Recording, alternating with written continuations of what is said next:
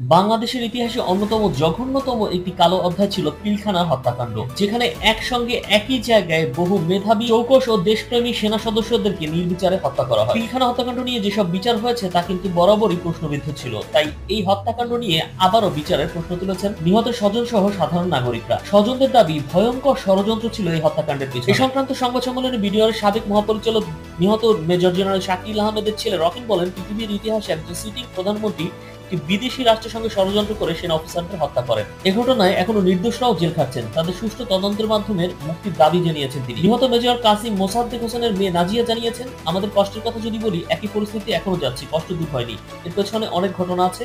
আমরা তো যা হারানোর হারিয়েছি। মানুষ জানুক এই হত্যাকাণ্ড কারা ঘটিয়েছে। এত বছর পরেও আমাদের মুভমেন্টে বাধা দেওয়া হয়। লেফটেন্যান্ট কর্নেল এনায়েতুল হকের মেয়ে জানান, এটা আন্তর্জাতিক চক্রের কাজ, এটা বিদ্রোহ নয়, পরিষ্কার হত্যাকাণ্ড। তারা এ সংক্রান্ত 7 দফা দাবিও জানিয়েছেন, যা স্ক্রিনে দিয়ে দেওয়া হলো।